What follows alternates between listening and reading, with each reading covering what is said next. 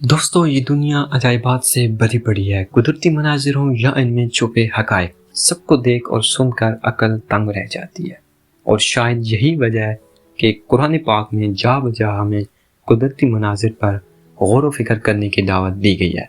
انسان چاہے جتنی بھی ترقی کر لے، لیکن قدرت کے ان شاہکاروں کے آگے اس کی طاقت کم پڑ جاتی ہے، اور یہی وجہ انسان کو عجائبات کی کھوج میں لگائے رکھتی ہے جس سے وہ ناواقف ہے۔ زمنی ٹی وی کے دوستو، آج کا ہمارا ٹاپک بھی انہی عجائبات سے گزرتے ہوئے دنیا کے اس پر اسرار مقام پر لے جائے گا جسے ایمیزون کے فارسٹ، ایمیزونیا یا ایمیزون کا جنگل کہتے ہیں۔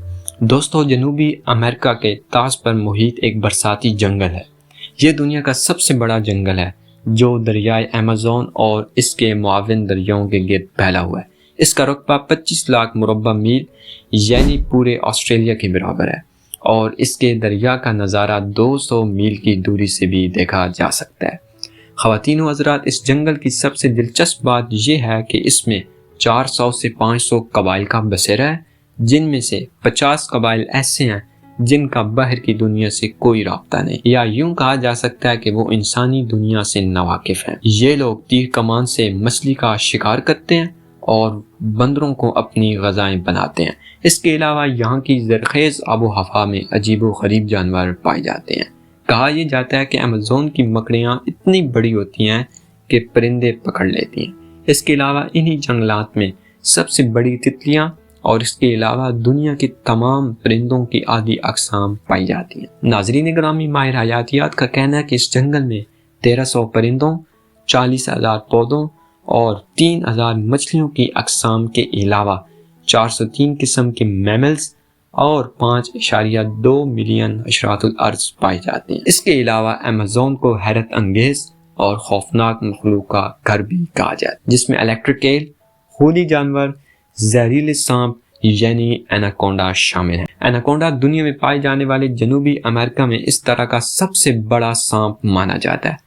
عام طور پر اس کی لمبائی 5 سے 6 میٹر کی ہوتی ہے، لیکن کچھ ایناکونڈا 10 میٹر کی لمبائی تک پہنچ جاتے ہیں، اور جو اب تک سب سے بڑا ایناکونڈا کولمبیا میں پکڑا گیا تھا اس کی لمبائی 11.43 میٹر تھی۔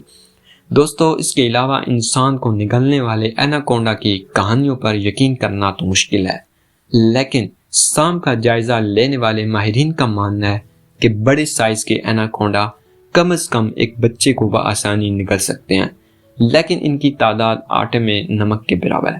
جب امریکہ کے سابق صدر نے ایک اعلان کیا کہ جو کوئی 10 میٹر کا لمبا ایناکونڈا انہیں لا کر دے گا تو وہ انہیں $5,000 انعام دیں گے، لیکن کوئی بھی 10 میٹر لمبا سانپ پیش نہیں کر پائے۔